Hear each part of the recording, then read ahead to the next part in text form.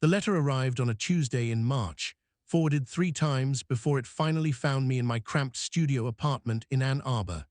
Heavy cream-colored paper, the kind lawyers use when they want you to understand something serious is happening. Inside, a man named Richard Hastings, senior partner at Hastings & Collier, attorneys at law, Traverse City, Michigan, informed me that my Uncle Howard had died. I hadn't seen Uncle Howard since I was maybe 7 years old, back when he was just the strange, quiet brother at family reunions who smelled like pine smoke and always left early. My mother used to say he went funny after Aunt Margaret died, that he disappeared into the woods and never really came back. I'd assumed he died years ago, honestly.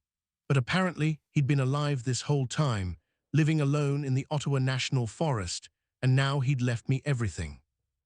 Everything turned out to be 140 acres of dense forest surrounding a hunting lodge on the shore of something called Mirror Lake, accessible only by a 4-mile dirt road that became completely impassable 6 months out of the year.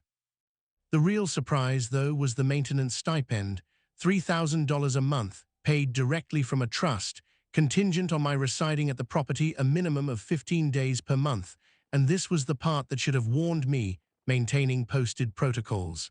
I read that phrase 3 times, posted protocols, not property upkeep or routine maintenance, protocols, like it was a job, like something needed to be managed. I was 33, recently divorced, barely scraping by on freelance graphic design work that was drying up month by month. $3,000 for living in a cabin half the time. I didn't even hesitate. I called Hastings that afternoon and told him I'd take it. Drive north took 9 hours, mostly because I got turned around twice trying to find the access road. It wasn't on any GPS map. I had to follow handwritten directions Hastings had mailed me, turning off Highway 45 onto an unmarked 2-track that wound through white pines so thick the afternoon sun barely penetrated. The forest felt wrong from the start, too quiet, too still. No birds, no wind in the branches, just the crunch of my tires on dirt and the low hum of my engine. When the lodge finally appeared through the trees, I actually gasped. It was beautiful. 2 stories of dark timber and river stone, built sometime in the 1920s according to the paperwork, with a massive stone fireplace visible through the tall windows that faced the lake. The porch wrapped around 3 sides, and mounted above the door was a 12-point buck skull that had been bleached white by decades of weather. I parked in the gravel clearing and just sat there for a moment, staring. This was mine. This entire place was mine. Inside, the air smelled like old leather and wood smoke, and something faintly sweet I couldn't identify. The main room was enormous, all exposed beams and wide plank floors, dominated by that stone fireplace I'd seen from outside. And everywhere were taxidermied animals. 7 deer heads mounted on the walls in a perfect semicircle around the room, a massive elk above the mantel, a red fox frozen mid-prowl on a bookshelf. And in the far corner, standing upright on a wooden platform, was the largest black bear I'd ever seen. 9 feet tall if it was an inch, arms raised slightly as if caught mid-draw, glass eyes reflecting the late afternoon light. The taxidermy was old but immaculate, every hair in place, no dust, no decay. Someone had been taking care of these animals, taking care of everything. The furniture was arranged precisely, the windows were clean, the floors were swept. It didn't feel abandoned. It felt waiting. I found the journal on the kitchen table, which was strange because the estate lawyer had said no one had been to the property in over 3 months, not since Uncle Howard died. But there it was, a thick leather-bound book with a piece of notebook paper clipped to the cover. The note was in handwriting I recognized from old birthday cards, Uncle Howard's neat, careful script. Claire, read this tonight. Follow every rule. Don't make my mistakes. The lodge takes care of those who respect it. Uncle Howard. I set it aside and explored the rest of the house. 2 bedrooms upstairs, one clearly Howard's with a neatly made bed and clothes still hanging in the closet. The other bedroom door was locked, and when I tried the knob, it wouldn't budge. I made a mental note to find the key later. Downstairs, past the kitchen, I found a door leading to the basement. The air that rose from below was cold and damp and smelled like earth and old meat. I decided to save the basement for tomorrow and went back to the kitchen to make coffee. That's when I noticed the windows. Every single window in the lodge faced Mirror Lake. I mean every single one, even the kitchen window over the sea. NK looked directly at the water. The lake itself was perfectly circular, maybe half a mile across, surrounded by white pines that grew so dense they formed a nearly solid wall. The water was absolutely still, not a ripple, not a reflection of wind or current, just flat, dark glass. I couldn't see the far shore clearly because the afternoon light was fading, but something about the lake made my chest tight. It was too perfect, too round, too still. Lakes aren't supposed to be that still. I waited until full dark to open the journal. I don't know why I waited. Maybe some part of me knew that once I read it, I couldn't unread it. The first page had a laminated card taped to it, the kind of thing you'd find posted in a workshop or above a copy machine. Block letters, laser printed, titled The Lodge Protocols. 11 Rules. Some of them made sense in that weird rural property way: feed the lake every Sunday at dawn, keep the bear's glass eyes clean, don't take down the mounted rifle. But others made my skin crawl. If you hear your name called from the forest, respond with "I'm not who you're looking for" and go inside immediately. The guest bedroom door stays locked. The key is in the kitchen drawer. You won't need it. And 3 of the rules, numbers 8, 10, and 11, were crossed out in thick black marker, completely illegible. I was still staring at the list when I heard it. Footsteps on the porch. Slow, steady, rhythmic, bootsteps heavy, moving from left to right across the front of the lodge. I froze. The footsteps reached the corner, turned, continued along the side of the house. They didn't speed up. They didn't slow down. They just kept going, circling the lodge in a perfect, measured rhythm. I ran to the window and looked out, but there was nothing. No one. Just darkness and the faint outline of trees against the starless sky. But the footsteps didn't stop. They circled the entire lodge, came back around to the front, and started again. And again. And again. For 4 hours straight, something walked around the perimeter of my uncle's hunting lodge, and I sat in the kitchen with every light on, listening to the steady tread of boots that belonged to no one I could see. I didn't sleep that first night. How could I? The footsteps finally stopped around 2 in the morning, cutting off mid-stride so abruptly that the silence afterward felt like pressure against my eardrums. I sat on the couch in the main room, wrapped in a wool blanket I'd found in the closet, and forced myself to read Uncle Howard's journal from the beginning. The early entries were exactly what you'd expect from a hunting lodge journal: weather observations, notes about deer tracks, fishing reports from Mirror Lake. October 12, 1962, shot a 12-point buck near the North Ridge, cleaned and dressed it by the lake. Water was calm, good day. July 3, 1965, Margaret caught a 3-pound bass off the dock, cooked it for dinner. She's never been happier. Normal, mundane. The journal of a man who loved the woods and loved his wife and had no idea what was coming. The tone changed in 1987. The entry for June 14th was written in handwriting that had started to shake. Margaret drowned in Mirror Lake during our anniversary trip. I pulled her out, but she was already gone. The rescue team said the water was only 4 feet deep where she went under. She was 5'6". They asked me if she'd been drinking, if there were drugs, if she'd wanted to die. I told them no. I told them she was wading, just wading near the shore, and then she went under and didn't come back up. They looked at me like I was lying, but I wasn't lying. Something held her down. I felt it when I grabbed her arm, resistance, like hands gripping her from below, pulling against me. They called it accidental drowning. Closed the case in 3 days. I buried her in Traverse City next to her parents. I didn't tell anyone what I felt in the water. The next entry was dated 3 months later. Margaret appeared at the tree line last night. I saw her through the kitchen window, standing at the edge of the forest, wearing the yellow sundress she drowned in.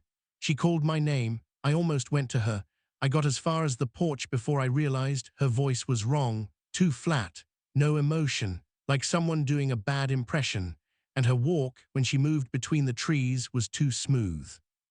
Margaret had a bad knee from a skiing accident in college. She always favored her left side. This thing moved like it was floating. I went back inside and locked the door. She called my name for 3 hours straight. I didn't answer. I looked up from the journal and stared at the 7 mounted deer heads on the walls. They were arranged in a perfect semicircle around the room, and I realized with a cold shock that they were all angled toward the same point, the locked guest bedroom door at the top of the stairs. All 7 of them, positioned to watch that door. I counted them again to be sure. 1, 2, 3, 4, 5, 6, 7. The entry for November 1988 read, "Started the Sunday feedings. I don't know why I know to do this, but I know. Every Sunday at dawn, I take a deer haunch from the basement freezer and place it on the stone dock. I walk away without looking back. Something takes it. I hear the splash, hear the chewing. I don't ask questions anymore. Since I started the feedings, Margaret doesn't call from the forest as often. Maybe twice a week now instead of every night. The lake is teaching me the rules." I flipped ahead, scanning entries from the 1990s. The bear moved last night. I found it in a different corner this morning, facing the window instead of the wall. Its eyes were wet. I cleaned them like I always do, but I don't remember them ever being wet before. There are 8 deer heads this morning. I counted 3 times. I don't know which one is new. They all look the same. By noon, there were 7 again. The cellar door opened from the inside while I was having breakfast. I closed it without looking down the stairs. Something was breathing down there. I could hear it. The entries became shorter, more fragmented. Dates started skipping. Sometimes weeks would pass between entries. And then, dated March 2024, 3 months ago, right before he died, there was one final passage written in handwriting so shaky it was barely legible. "I can't do this anymore. I'm 78 years old and I've been feeding the lake for 36 years. Margaret's been in the guest bedroom the whole time. I know she has. I hear her walking up there at night, pacing, waiting. I've never opened the door. I'm not strong enough to see what she's become, but I'm tired and I'm old and I think it's time. The lake has been patient with me. It's kept its end of the bargain. The land stayed safe. Nothing bad happened as long as I followed the rules. But I want to rest now. I want to see what's on the other side. Tonight, I'm going to walk into the water. I'm going to let the lake take me like it took Margaret. And whoever inherits this place, I'm sorry, I'm so sorry, but the rules work. Follow them exactly and you'll be safe. The lodge takes care of those who respect it." I closed the journal and sat there in the pre-dawn darkness, listening to the absolute silence of the forest outside. No insects, no birds, no wind, just silence so complete it felt like being underwater. I stood up and walked to the window that faced Mirror Lake. The water was still perfectly flat, perfectly black, reflecting nothing. And then I heard it, a woman's voice calling from somewhere out on the lake. "Claire, Claire, come see the water. It's beautiful at night." The voice was familiar, painfully familiar. It took me a full 5 seconds to place it, and when I did, my blood went cold. It was my mother's voice. My mother, who was alive and well and living in Florida, who I'd called just yesterday to tell her about the inheritance. My mother, who had never been to this lake in her life. I grabbed my phone and checked. No signal, of course. We were too deep in the forest for that. But the call logs still showed our conversation from yesterday, her contact photos smiling up at me. I looked back at the lake. The voice called again. "Claire, sweetheart, come see. It's so beautiful." I walked away from the window and went to check on the bear. Its glass eyes were wet, glistening. I reached out with a shaking hand and touched one of them, and my finger came away damp. I grabbed a cloth from the kitchen and cleaned both eyes carefully, and that's when I saw it, my own reflection in the curved glass, but wrong. In the reflection, I was standing waist-deep in Mirror Lake, arms outstretched, mouth open in a silent scream. I stumbled backward, and the vision vanished. The bear's eyes just showed the room again, normal, empty. I was losing my mind. That was the only explanation. Grief and isolation and the stress of the divorce had finally broken something in my brain, and I was hallucinating. I went back to the couch and pulled the blanket tight around my shoulders and told myself I'd leave in the morning. I'd call the lawyer and tell him to sell the place, find someone else to maintain the protocols. I didn't care about the $3,000 a month. I wasn't staying here. But when dawn came and I opened the front door to get some air, I found them. Wet footprints on the porch. Boot prints, same size as mine, same tread pattern as the hiking boots I'd worn yesterday. They led from the lake, across the lawn, up the porch steps, and stopped directly in front of the door. I knelt down and pressed my boot next to one of the prints. Perfect match. The footprints were mine. Something had walked out of Mirror Lake wearing my shape, crossed 50 yards of grass, climbed the steps, and stood at my door. I looked at the lake, still perfectly calm, still perfectly silent, and on the kitchen table, the journal had opened to a new page. Frez. H. Ink, Uncle Howard's handwriting, dated today. The bear shows you what the lake wants. Clean the eyes, see your future. The lake is always hungry. It takes shapes, practices them, prepares them. Margaret walked into the water because she saw herself already there, waiting. Don't look too long, Claire. I woke at 3 a.m. to the sound of dripping. Slow, rhythmic, like a faucet left running. I'd fallen asleep on the couch again. I couldn't bring myself to use Uncle Howard's bedroom, and the guest bedroom was locked, so the couch had become my default. And for a moment I just lay there in the darkness, trying to place the sound. Drip, drip, drip. It was coming from the corner of the room. From the bear. I sat up slowly, and in the dim starlight coming through the windows, I could see it had moved. The 9-foot black bear that had been positioned in the southeast corner, facing the wall, was now in the center of the room, rotated to face the window that looked out toward Mirror Lake. I know it had moved because I'd been staring at that bear for 3 days straight, memorizing every detail, using it as a fixed point to convince myself I wasn't going crazy. It had been in the southeast corner. I was certain, and now it wasn't.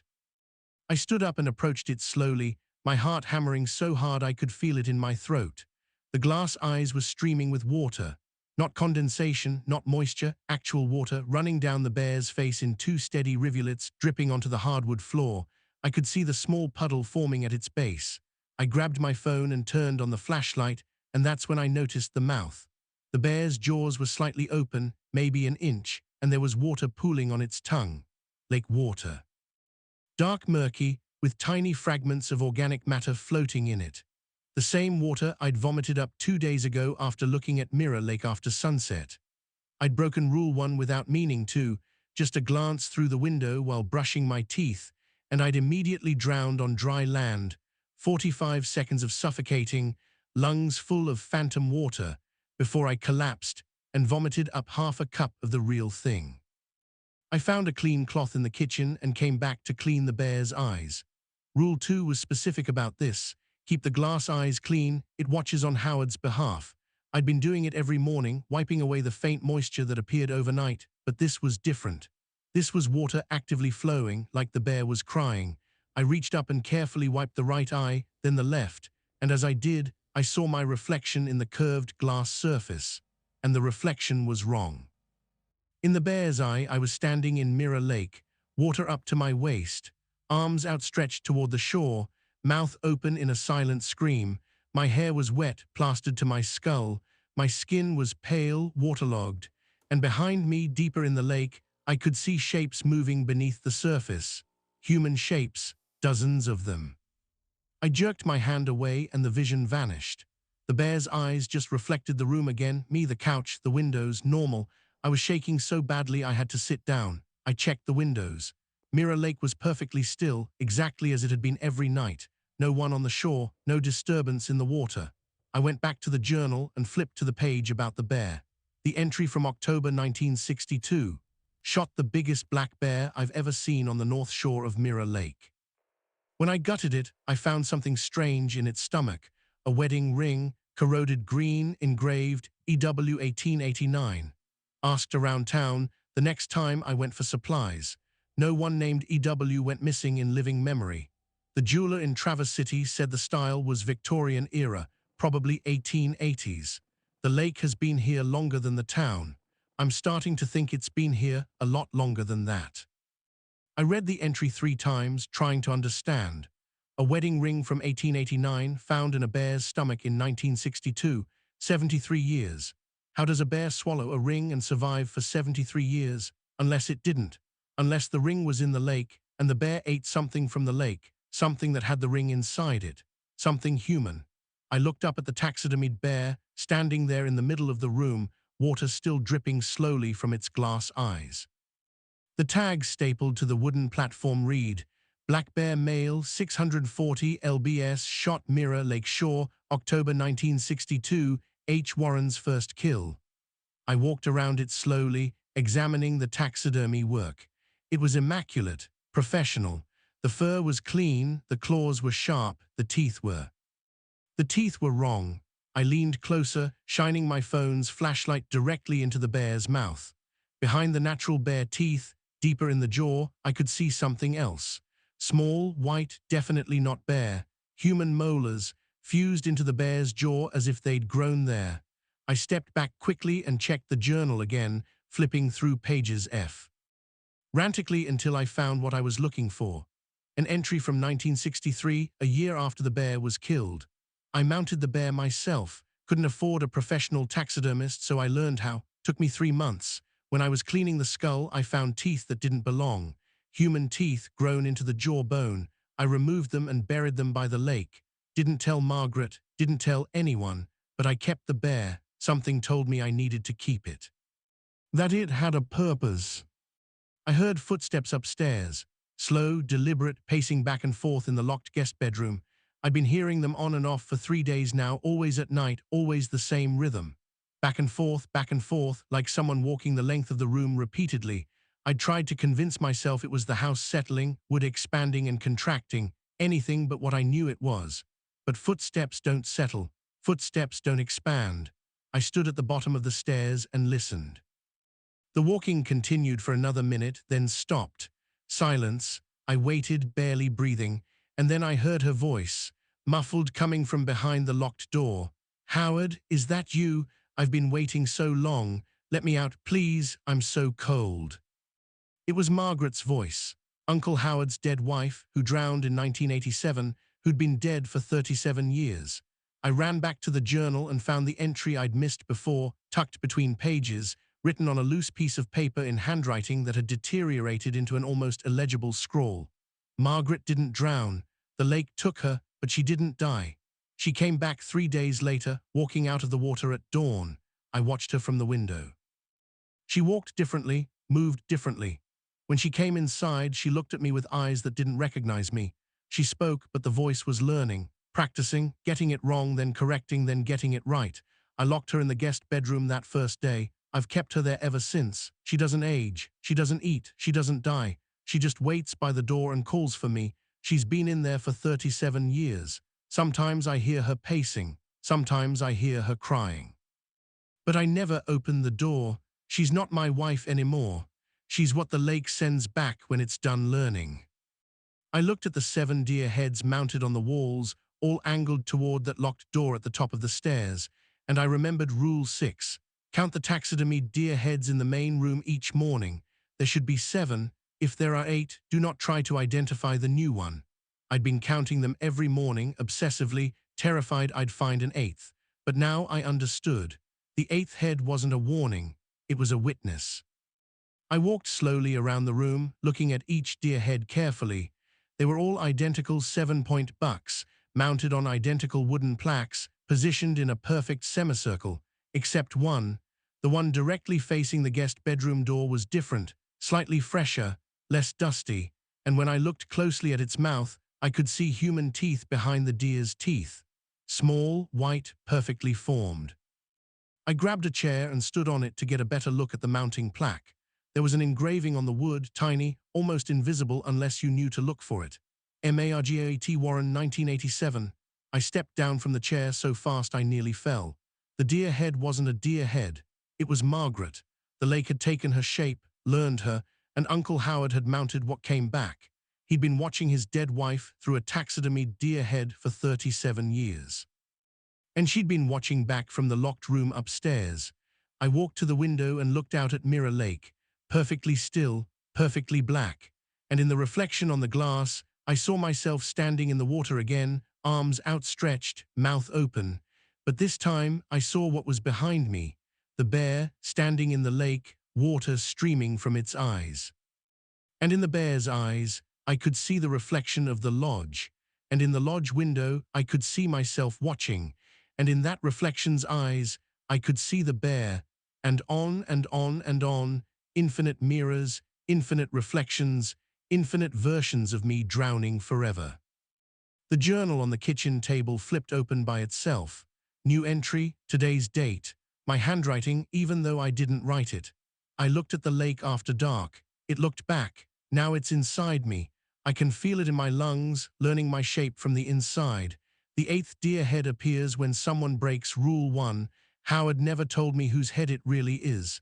I'm afraid to look closer. Sunday came too quickly. I'd spent the previous 3 days trying to convince myself to leave, packing my bag, unpacking it, packing it again, but never actually walking to my car. Something kept stopping me. Not fear exactly, more like obligation. The rules were clear. Feed the lake every Sunday at dawn. 1 deer ha. Unch from the basement freezer. Place it on the stone dock. Walk away without looking back. Uncle Howard had done it for 36 years. The journal entries made it clear what happened if you stopped. If you stop, it will come inside. That was the crossed-out Rule 11, the one I wasn't supposed to know about. But I'd peeled back the marker carefully with my fingernail one night and read what was underneath. The lodge has been feeding something since 1962. Howard made a trade. The land stays safe as long as the Sunday offerings continue. If you stop, it will come inside. So Sunday morning at dawn, I went down to the basement. The freezer was a huge chest-style unit, probably 40 years old, running with a steady hum that was the only sound in the house. Inside, wrapped in butcher paper and labeled in Uncle Howard's precise handwriting, were dozens of deer haunches, each one dated, some going back years. October 2020, March 2019, July 2017. He'd been stockpiling them, making sure there would always be enough. I selected one at random, January 2024, just a few months old, and carried it upstairs. It was heavier than I expected, frozen solid, wrapped tight. I put on my coat and boots and walked out into the pre-dawn darkness. The stone dock extended 20 feet into Mirror Lake, built from stacked granite blocks that had gone green with age and moisture. The lake was glass smooth, not a ripple, reflecting the deep purple sky. I could see Venus, bright and clear, doubled in the water below. I walked to the end of the dock and set the deer haunch down carefully on the edge, exactly as the rules specified. Then I turned around and started walking back toward shore. Behind me, I heard the splash. And then immediately the chewing, wet tearing sounds, something eating flesh. I kept walking, kept my eyes forward, focused on the lodge ahead of me. The rule was explicit, walk away without looking back. But the sounds were so close, so immediate, like whatever was eating was right there on the dock with me. My entire back prickled with the certainty that something was behind me, within arm's reach, teeth working through frozen meat and bone. I made it 5 steps before I broke. I looked back. The deer haunch was gone. The dock was empty. The lake showed no disturbance, no ripples, no waves, no evidence that anything had surfaced. But there, 10 feet from the dock, just beneath the surface of the water, I saw a face. Pale, bloated, eyes open and staring upward directly at me. It was Uncle Howard.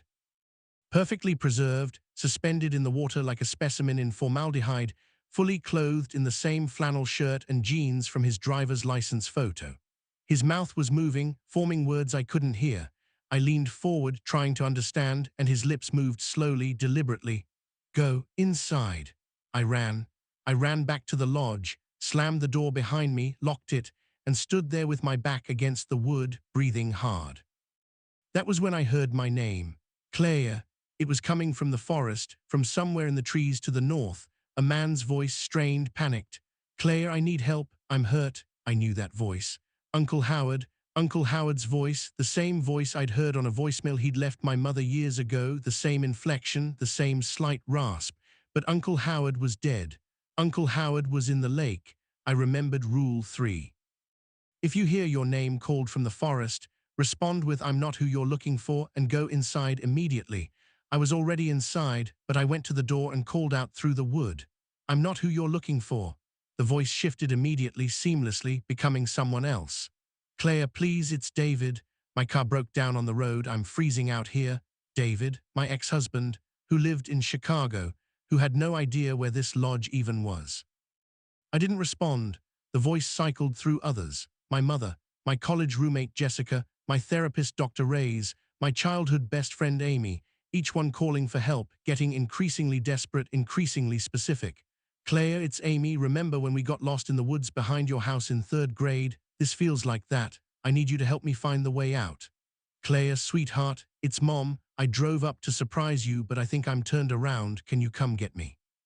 Each voice was perfect, not similar, perfect. Exact intonation, exact speech patterns, exact emotional resonance. The lake had stolen these voices, had learned them, was using them. And then the voice became my own. Let me in. I heard myself say it, heard my own voice coming from the forest, flat and emotionless. Let me in, Claire. I'm so cold out here. I've been in the lake so long. Let me in and I'll show you how to leave. Please, I'm you. I know what you want. I can give it to you. I looked out the window trying to see what was speaking, but there was nothing, just darkness and trees. And then the door knob started turning, slowly, deliberately, left and right, testing the lock. I watched it move. There was no one on the porch. I could see the porch clearly through the window next to the door, empty, nothing there. But the doorknob kept turning, and then I heard footsteps. Wet footsteps, like boots full of water, appearing on the porch one by one. They weren't approaching the door. They were circling, the same pattern as the first night, steady, rhythmic, walking the perimeter of the lodge. I ran from window to window trying to see, but there was never anything there, just the footprints appearing in sequence, wet marks on the wooden porch, forming a perfect circle around the entire structure. The circling continued for 20 minutes before it stopped. And when it stopped, I found the journal had updated again. Uncle Howard's handwriting. The lake learns voices from the drowned. It's been collecting them since the 1800s. Every drowning victim becomes a voice it can use. Margaret is in there. So am I now. Soon you will be too. Don't let yourself in, Claire. I sat on the floor with my back against the door and realized I was crying, not from fear, from exhaustion, from the weight of understanding that I was trapped in something I couldn't escape, something that had been running for over a century, something that had rules because rules were the only negotiation possible. You couldn't fight it. You couldn't kill it. You could only follow the protocols and hope it stayed outside. I pulled the laminated rule card from my pocket and read it again, all 11 rules, including the 3 that were crossed out. And I understood something I hadn't before. The crossed-out rules weren't hidden. They were revealed. Rule 8, if you see Howard in the forest, he's been dead since March, don't follow him. Rule 10, Mirror Lake reflects what watches from beneath. On still nights, you'll see faces that aren't yours. Rule 11, the lodge has been feeding something since 1962. Howard made a trade. The land stays safe as long as the Sunday offerings continue. If you stop, it will come inside. Uncle Howard had crossed them out because by the time he made the list for me, all 3 had already happened to him. He'd seen himself in the forest. He'd seen the faces in the lake. He'd made the trade. The rules weren't warnings. They were history. They were what he'd learned, what he'd lived through, what he was trying to prepare me for. I looked up at the standing bear in the corner, its glass eyes clean and dry now, watching me with that eternal taxidermied stare. And I thought about the entry I'd read about the bear's purpose. Uncle Howard said something had told him to keep it, that it had a purpose. I stood up and walked to the bear and looked into its eyes, really looked, letting my vision relax and focus on the curved glass surface. And I saw it, the lodge from outside, the view from the lake. I was seeing what the bear saw. No, I was seeing what was watching through the bear. The lake had been inside this lodge since 1962, watching through the bear's glass eyes, learning everything, seeing everyone, collecting shapes and voices and memories. The bear wasn't decoration. It was a camera. On the 5th night I broke. I'd been so careful, so vigilant, following every rule exactly, cleaning the bear's eyes every morning, counting the deer heads, staying away from the guest bedroom door, never looking at the lake after dark. But on the 5th night, exhausted and doubting my own sanity, I made a mistake. I was brushing my teeth in the upstairs bathroom and I glanced out the window, just a brief look, checking to make sure nothing was on the lawn. But it was after sunset. The sun had gone down 40 minutes earlier. The moment my eyes focused on the dark water of Mirror Lake, I felt it. My lungs filled with water. Not phantom water this time, real water, cold and murky, flooding into my chest cavity like someone had poured a bucket down my throat. I couldn't breathe. I grabbed the sink, trying to cough, trying to force the water out, but it just kept coming, more and more, my lungs impossibly full. And then my vision inverted. Suddenly, I wasn't looking at the lake from the bathroom window. I was looking up at the bathroom window from beneath the surface of the lake. I could see myself through the glass, see my body standing at the sink, see my face twisted in panic. But I was also down here, underwater, looking up. I was in both places simultaneously, and then time started moving backward. I watched myself walk in reverse, watched my hand reach back for the light switch, watched the bathroom door close. I experienced the next 30 seconds in reverse, every movement, every breath, rewinding. When it finally stopped and time lurched forward again, I collapsed. The water was gone from my lungs, but my body didn't believe it. I spent 5 minutes on the bathroom floor, gasping, convinced I was drowning. When I could finally stand, I leaned over the toilet and vomited. Lake water poured out of me.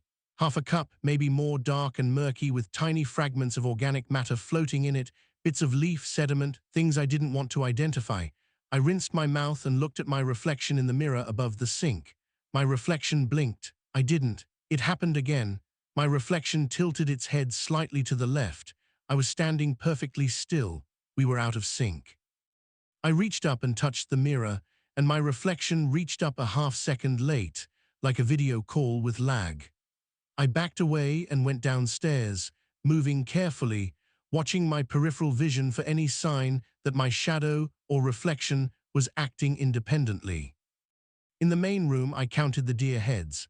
1, 2, 3, 4, 5, 6, 7, 8. 8, there were 8, I counted again, still 8.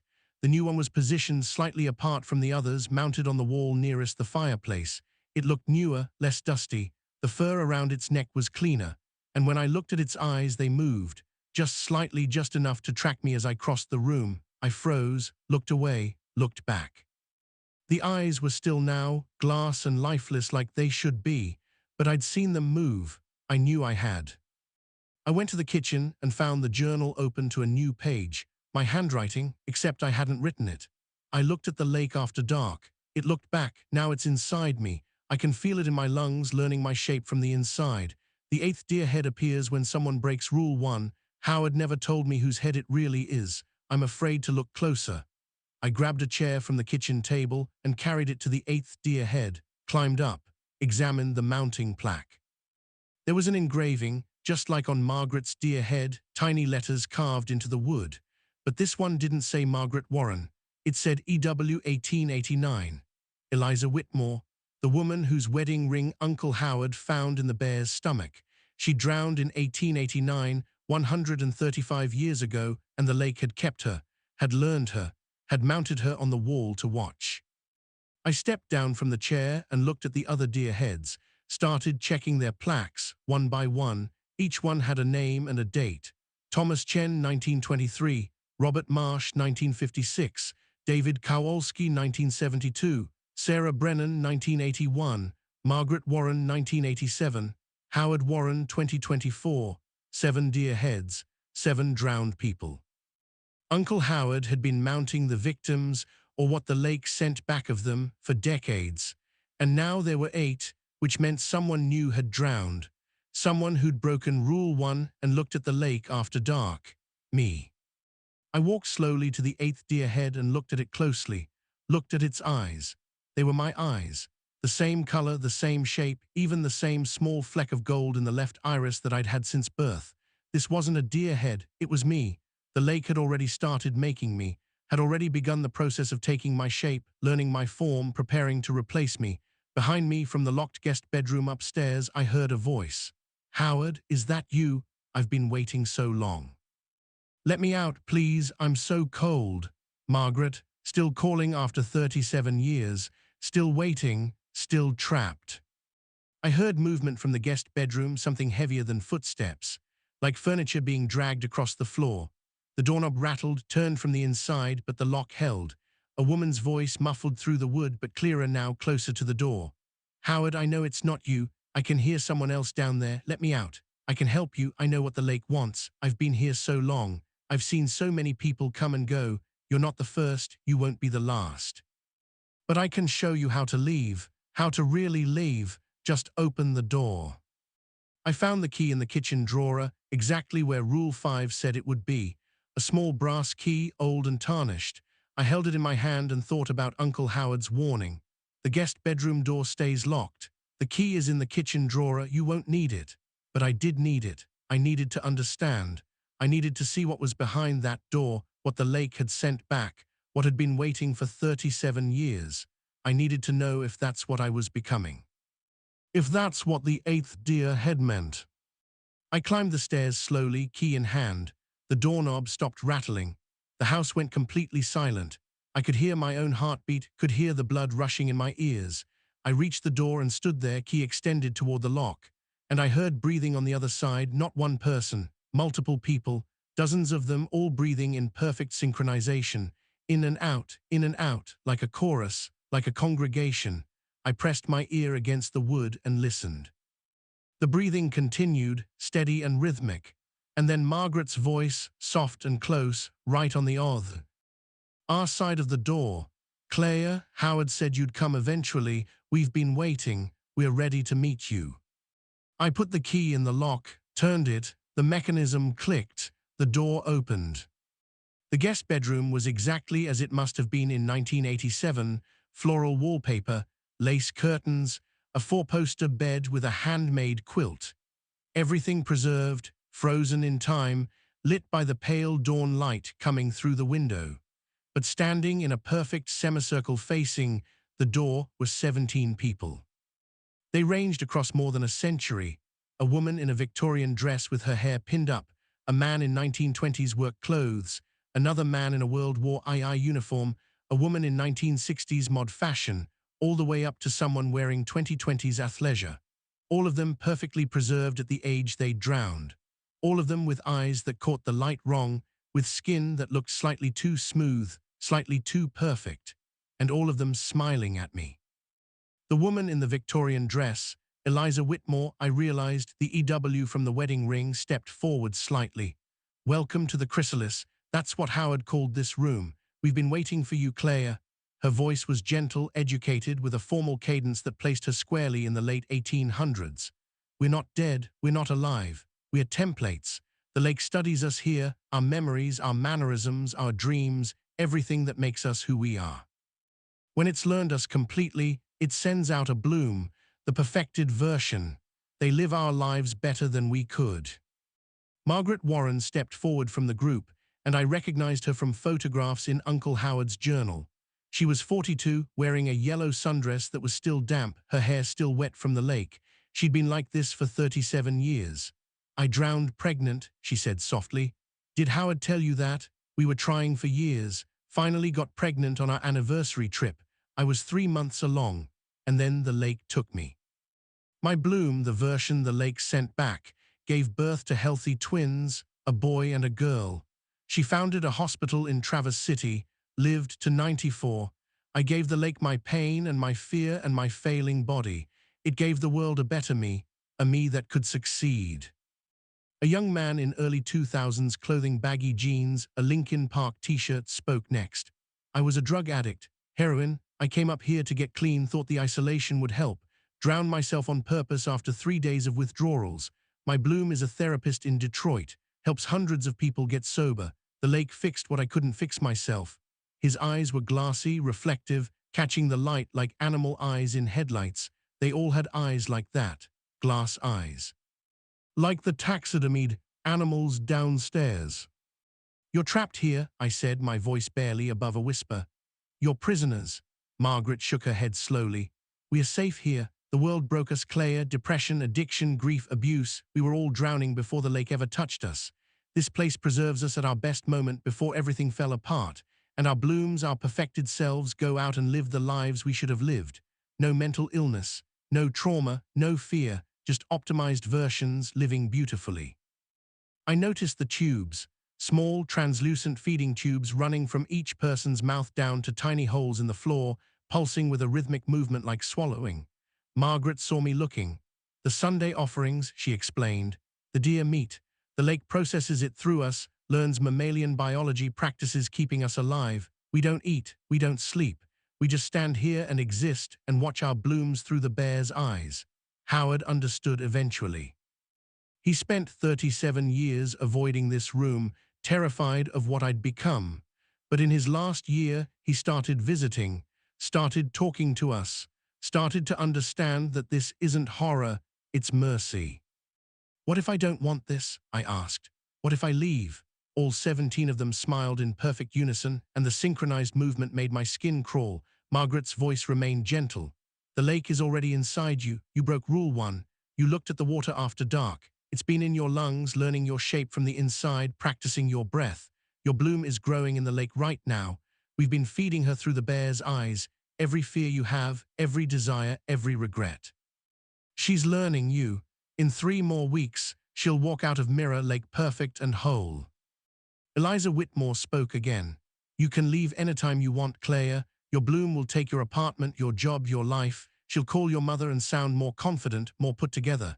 She'll reach out to your ex-husband and make him regret leaving. She'll be everything you wish you were, and she'll do it better than you ever could.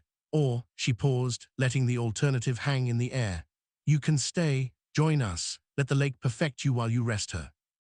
Safe, fed, preserved.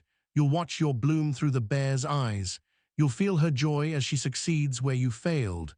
It's not imprisonment, Claire, it's partnership." I backed toward the door, shaking my head. No, I'm not. I'm leaving. I'm getting in my car and I'm leaving right now." The young man in the Lincoln Park shirt spoke quietly. "Howard tried that. In 1994, got as far as Traverse City before the lake pulled him back. Margaret's bloom was living there by then. He saw her at a grocery store, living his wife's life with someone else's husband, and he understood. You can run from this place, but you can't run from what's already inside you. Your bloom will walk whether you're here or not." I ran from the room, slammed the door, locked it. But I could hear them singing inside. A lullaby, my mother's lullaby, the one she used to sing to me as a child, in 17-part harmony, perfect and inhuman and utterly wrong. I stood in the hallway with my back against the locked door and tried to breathe, tried to think. 3 weeks. I had 3 weeks before my bloom was ready, 3 weeks to figure out how to stop this, or 3 weeks to decide if I even wanted to. I went downstairs and found the hidden basement. I'd noticed it on the second day, a concealed door behind the chest freezer, barely visible in the dim light. I'd avoided it until now, but I needed answers. I needed to understand what I was dealing with. The door opened onto a narrow stone staircase descending into darkness. At the bottom, I found a room lined with shelves, and on the shelves were hundreds of glass jars, each containing lake water and a photograph submerged inside. I picked one up at random. The photo showed a man in 1920s clothing standing at Mirror Lake's edge. The jar was labeled Thomas Chen, 1923. I picked up another, a woman in modern clothing. Sarah Brennan, 1981. I walked along the shelves, reading labels. Eliza Whitmore, 1889. Robert Marsh, 1956. Margaret Warren, 1987. Howard Warren, 2024. Hundreds of them spanning more than a century, and at the end of the shelf I found one that made my blood run cold. Claire Warren, 2024. Inside was a photograph I'd never seen before, me standing on the stone dock, arms outstretched toward the water, smiling. I was wearing clothes I'd never worn. My hair was styled differently, but it was definitely me.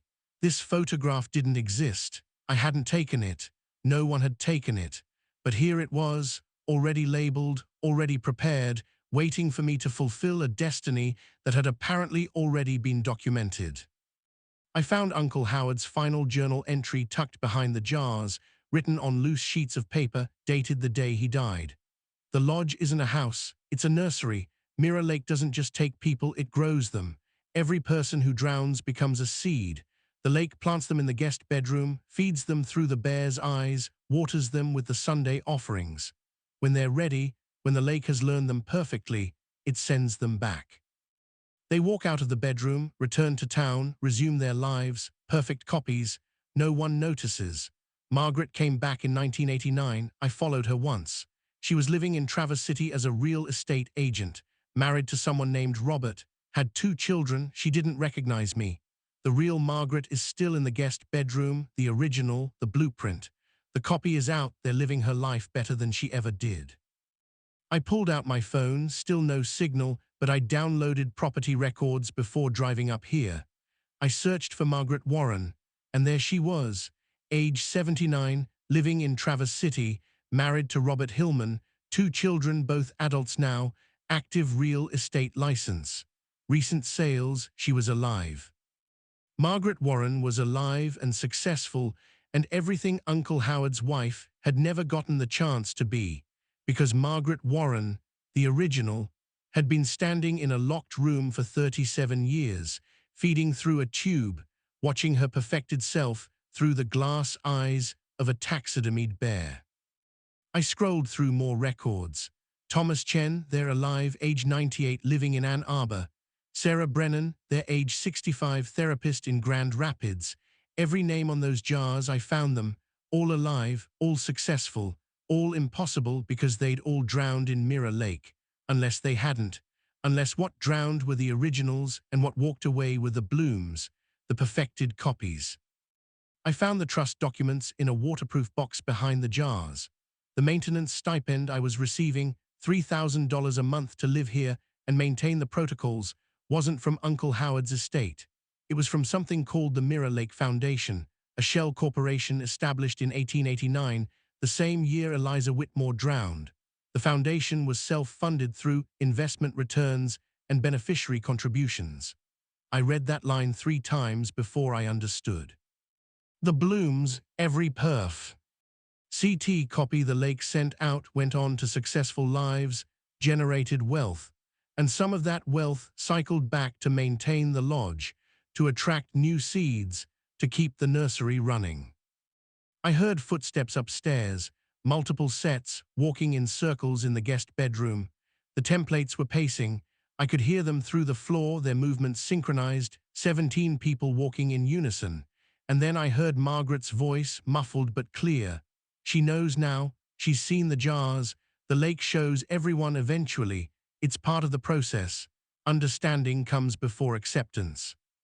I climbed back upstairs and stood in the main room, looking at the 8 deer heads mounted on the walls. 8 templates who'd been perfected and sent out as blooms, and I was going to be the 9th, unless I could find a way to stop it, unless I could break the pattern. But as I stood there, I heard something that made my heart stop. A knock at the front door, 3 slow, deliberate knocks. I looked out the window. There was no one there, but the knocking continued, patient and rhythmic. And then I heard my own voice calling from outside. "Claire, let me in. I'm ready to talk." I opened the door even though every instinct told me not to, but I needed to see. I needed to understand what I was becoming. Standing on the porch, dripping wet as if she'd just walked out of the lake, was me. Not a rough approximation, me exactly. Same height, same build, same small scar on my left eyebrow from when I fell off my bike at age 9. She was wearing clothes I'd never owned but would absolutely buy, a simple black sweater and jeans that fit perfectly, the kind of effortless put-together look I'd always wanted but never achieved. Her hair was styled better than mine ever was. Her posture was confident. She smiled, and it was my smile, but without the hesitation, without the apologetic quality I'd carried my whole life. "Hi, Claire," she said, and her voice was my voice, but steadier, warmer. "I know this is strange. Can I come in?" I stepped aside without thinking, and she walked into the lodge like she'd lived there her whole life. She looked around the main room, at the deer heads, at the bear, at the fireplace, and nodded as if confirming something. "It's exactly how I remember it. I've been watching through the bear's eyes for 3 weeks now, learning the space, learning you." She turned to face me. "I'm your bloom. Your perfected self. In 3 more weeks, I'll be ready to leave. I'll take your car, your apartment, your life, and I'll live it better than you ever could." I wanted to scream at her, to throw her out, but I couldn't stop staring. She was everything I'd ever wanted to be. Confident without arrogance, beautiful without effort, the kind of person who walks into a room and belongs there. "You can't have my life," I finally managed. "I'm still alive, I'm still here." She sat down at the kitchen table, completely at ease. "You've been drowning for years, Claire. Depression, divorce, loneliness, the sense that you're failing at everything that matters. I'm what you wish you could be, The lake listened to your desires every time you looked in the mirror and hated what you saw, every time you imagined being someone different, someone better. I'm your answered prayer. She pulled out paperwork from somewhere, trust fund documents, legal transfer forms perfectly filled out. I'll keep the lodge, I'll follow the rules, I'll feed the lake every Sunday, and I'll live your life so well that no one will ever question it. Your mother will finally be proud. You'll post on Instagram again. You'll finish projects you started and abandoned. You'll be happy, Claire. Isn't that what you wanted? I checked my phone, desperate for signal, desperate to call someone, anyone. And there it was, one bar, just enough. I had 3 texts from my mother. Claire, you sounded so different on our call yesterday, more confident. I'm so proud of you for taking this time. Your voice was clearer. You seemed actually happy. Call me again soon, honey. I love this new energy. I looked at the Bloom sitting at my table. I didn't call her yesterday. The Bloom smiled. I did. I've been practicing, making calls, sending texts, posting photos, getting your life ready for me. Your friends say you sound better than ever. They're right. I am better. I'm you without the damage. I saw the rifle mounted above the fireplace. Rule 7, never take it down. But I took it down anyway. The moment my hands touched the wood, I felt water rush into my lungs again, cold lake water, flooding in, drowning me where I stood. I collapsed, gasping, the rifle clattering to the floor. The Bloom stood up calmly, walked over, picked up the rifle, and mounted it back above the fireplace with practiced ease. That rifle killed the bear in 1962, she explained, her voice patient, like she was teaching a child. The bear had someone inside it, someone who tried to fight the lake. The lake put our consciousness in the bear to watch forever. If you shoot me, you'll take my place in the water, and I'll just grow again from a different seed. The lake always gets what it wants. You can be a Bloom or a template. There's no third option. She helped me to my feet. I'm trying to be kind about this. I could let the lake take you violently in 3 weeks when I'm ready to leave. Margaret fought. She suffered. It took days. Or you can walk into the lake tonight, join the templates peacefully, and watch me live your life successfully. The choice is yours. I spent the next 2 days observing her. She'd moved into the lodge, sleeping on the couch, making coffee in the morning, performing the daily rituals like she'd been doing them for years. She cleaned the bear's eyes. She counted the deer heads. She checked on the templates in the guest bedroom, talking to them through the locked door like old friends. And I watched through windows, through cracks in doors, studying this perfected version of myself. She called my mother again, and I listened from the stairs. Hi, Mom. Yeah, I'm settling in really well. The lodge is beautiful. I'm thinking about staying longer than planned. No, I feel great, really great, better than I have in years. I think this is exactly what I needed. My mother's voice through the phone, delighted. Oh, Claire, I'm so glad. You sound like yourself again, like the girl you used to be before everything got so hard. The Bloom caught me listening and didn't seem bothered. She's right, you know, this is who you used to be. Before the depression, before the divorce, before you gave up on yourself. I'm not stealing your life, Claire. I'm restoring it. On the 3rd day, I found myself standing at the guest bedroom door again. The key was in my pocket. I'd taken it from the kitchen drawer and carried it with me everywhere, turning it over and over in my fingers like a talisman. The Bloom appeared beside me, silent as a cat. You want to see them again? You want to understand? She held out her hand for the key. I'll come with you this time. They've been asking about you. I gave her the key. She unlocked the door and we entered together. The 17 templates were arranged differently now, sitting on the bed, standing by the window, more relaxed than the formal semicircle from before. Margaret smiled when she saw me. Claire, you came back, and you brought your Bloom. She's beautiful, isn't she? Everything you hoped she'd be. The Bloom walked among the templates like she belonged there, touching their shoulders, speaking quietly to a few of them. They responded with affection, with familiarity. She'd been visiting them, I realized, building relationships, preparing for when she'd leave and I'd take her place among them. A woman in 1960s clothing, I remembered her label, Sarah Brennan, 1981, gestured for me to sit on the bed beside her. I was suicidal when I drowned. Clinical depression, 3 hospitalizations, 2 failed marriages. I walked into the lake on purpose, wanting to die. My Bloom is a suicide prevention counselor. She saved 11 lives. I gave the lake my death wish, and it gave the world a life giver. Tell me that's not alchemy. Tell me that's not worth the trade. The young man in the Lincoln Park shirt, I still didn't know his name, spoke next. Every Sunday, when the lake feeds us through these tubes, I feel her, my Bloom. I feel her helping people, counseling them, guiding them away from the same cliff I jumped off. We share the joy. Every life she saves, I feel that too. I'm not trapped here, Claire, I'm expanded. I exist in two places, here in perfect preservation and out there in perfect action. Margaret took my hand. Howard visited me every day for the last 6 months of his life. He'd sit on that chair and talk to me for hours. He told me about my Bloom, about the children she'd raised, the hospital she'd founded, the lives she'd touched. And he cried, Claire, not from grief, from pride. He was proud of what I'd become, what the lake had helped me become. When he finally walked into the water, it was with gratitude. I felt myself softening, felt the fear giving way to something else, curiosity maybe, or hope. These people weren't suffering, they were content, proud. They'd given the lake their broken selves and received perfection in return. The Bloom sat down beside me on the bed. You can feel it, can't you? The appeal, the logic. Your life has been hard, Claire. You've been fighting depression since college. The divorce nearly destroyed you. You're 33 and you feel like you've failed at everything that matters. I can take that burden. I can live the life you deserve to live. And you can rest here, watching, proud of what you accomplished through me. That night, I slept in the guest bedroom for the first time. The Bloom offered me her spot on the bed, and I accepted. The 17 templates stood in their positions around the room, feeding tubes pulsing. Rhythmically, and instead of horror, I felt safe, protected, like I was surrounded by people who understood exactly what I was going through because they'd all been through it themselves. I fell asleep listening to their synchronized breathing, and for the first time in weeks, I didn't have nightmares. When I woke up, there was a feeding tube on the pillow beside me, thin, translucent, pulsing with the same rhythm as the others. It had grown from the floor during the night, seeking me, waiting for me. I picked it up.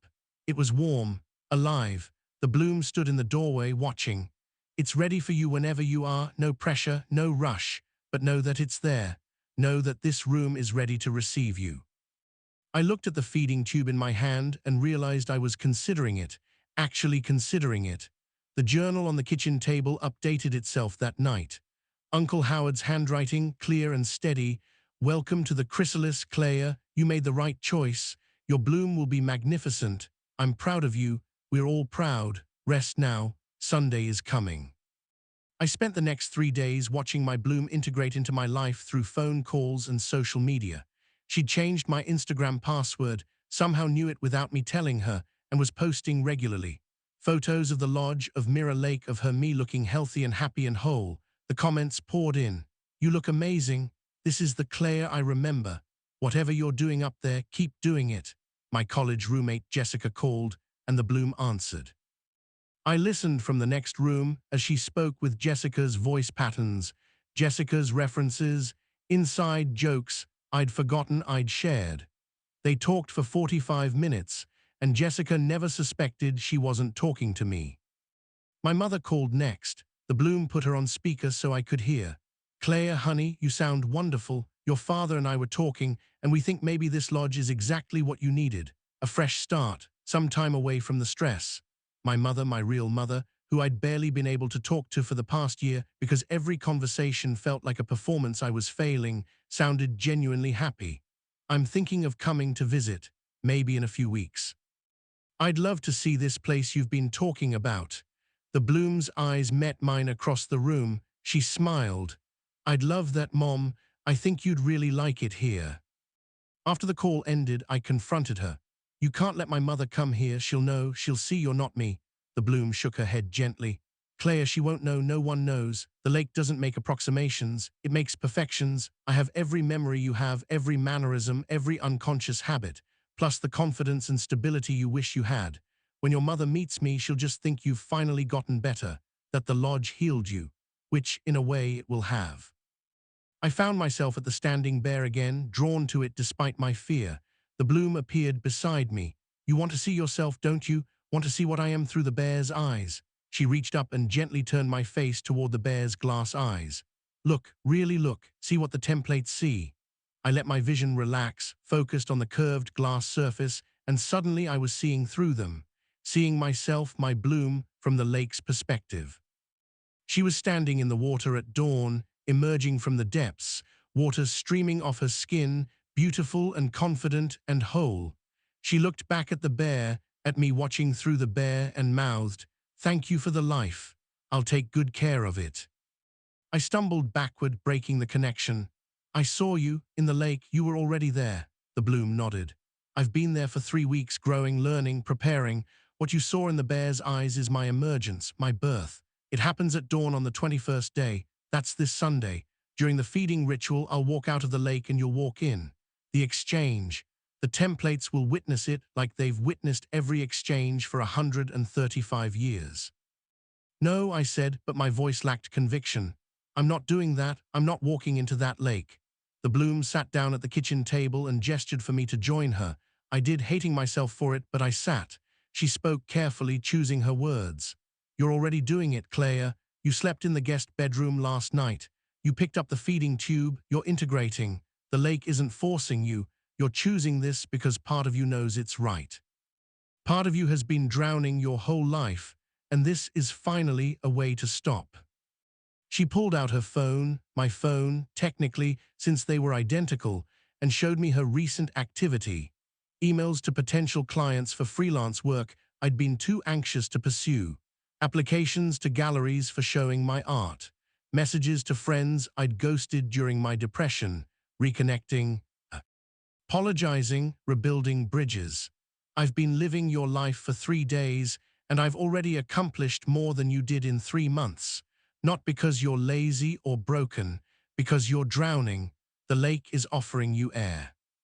That afternoon, she took me outside to the stone dock. We stood there together, my bloom and I, looking out at Mirror Lake's perfect stillness. "Tomorrow is Sunday," she said quietly. "The 21st day. I'll emerge during the feeding ritual. You can fight it. The lake will take you anyway, violently, drowning you over days like it did Margaret when she resisted. Or you can walk in peacefully, let the transformation happen gently, and join the templates with dignity intact." She took my hand. Her skin was warm, real. "I'm not your enemy, Claire. I'm your salvation. Let me live the life you deserve to live while you rest in the chrysalis, proud and whole, and finally at peace." I spent that night reading Uncle Howard's journal one last time, looking for some clue, some way to fight this that he might have discovered. But every entry just reinforced the same truth. The lake always won. People who resisted suffered. People who accepted found peace. The journal's final pages were testimonials, almost. Entries from Howard's last months, visiting the guest bedroom, talking to the templates, understanding what he'd feared for so long. Margaret told me today about her Bloom's grandchildren. Twin boys, just learned to walk. She watches through the bear's eyes, and she smiles, Claire, she's genuinely happy. I spent 37 years thinking I'd failed her by locking her in that room. But she's been more alive in there, watching her perfected self succeed, than she ever was, struggling through each day with me. Another entry, visited Traverse City yesterday, saw Margaret's Bloom at her real estate office. She didn't recognize me. Why would she? I'm just some old man to her. But I watched her for an hour through the window. Confident, professional, kind to her clients. Everything my Margaret wanted to be but couldn't because she was scared, anxious, broken by life. The lake didn't steal my wife. It completed her. I closed the journal and went upstairs to the guest bedroom. The door was unlocked now. I'd been keeping it open since that first visit, going in and out freely, talking with the templates, learning their stories.